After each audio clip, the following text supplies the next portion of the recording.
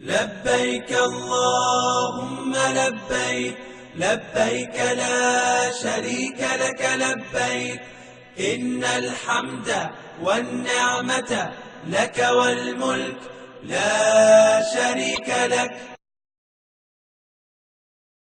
لبيك اللهم لبيك لبيك لا شريك لك لبيك إن الحمد والنعمة حج فرض ہو گیا، جلدی اس فرض کو ادا کرو۔ فَإِنَّ أَحَدَكُمْ لَا يَدْرِي، تم میں سے کوئی نہیں جانتا مَا يُعْرَضُ لَهُ، پھر اس کو کیا مجبوری پیش آ جائے۔ اس سال حج نہیں، چلو اگلے سال کر لوں گا، کیا معلوم اگلے سال کیا مجبوری پیش آئے، وہ حج جیسی عبادت سے محروم ہو جائے۔ لہذا جب اللہ تعالیٰ نے استطاعت دی ہے اس کو جلدی کرو، نہ معلوم پھر وقت ملے نہ ملے۔ اور فرمایا من اراد الحج فلیتعجل، جس نے حج کا ارادہ کیا وہ جلدی کرے۔ ہمارے اسی محلے کی بات ہے، خود ایک صاحب نے مجھے بتایا، غالباً کہتے ہیں میں 1970 میں کوریا سے واپس آیا، بڑا پیسہ تھا، آگے کارخانہ بنا لیا۔ 1970 میں کہتے ہیں میں نے کارخانہ بنایا، حج کا موسم آیا، ابا جی سے عرض کیا کہ ابا جی میں بھی حج پہ چلتا ہوں، آپ بھی حج پہ چلیں، چلو دونوں حج کا۔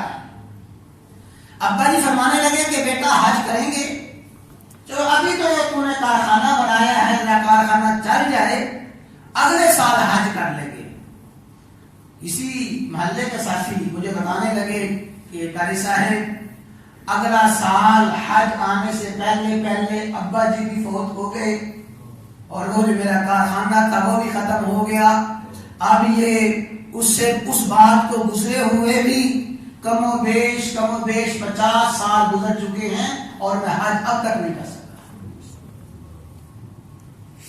اور یہ حدیث یاد رکھ لیں، اچھی طرح ذہن میں بٹھا لیں۔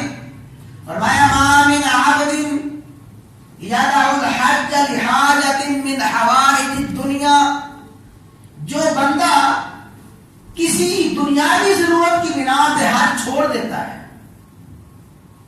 مکان بن جائے، بیٹوں کی بچیوں کی شادی کرنی ہے، اور شادی تو اپنی مرضی کے مطابق کرنی ہے نا، یہ بھی تو ہم نے بہانہ بنایا ہے، بچیوں کی شادی ہے، مکان بنانا ہے، بچیوں کی شادی کرنی ہے۔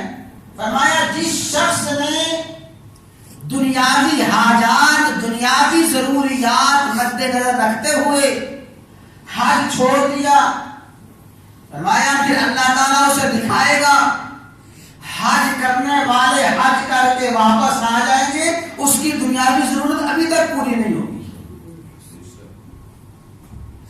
وہ ابھی تک روتا رہے گا، یہ کام نہیں ہوا، یہ کام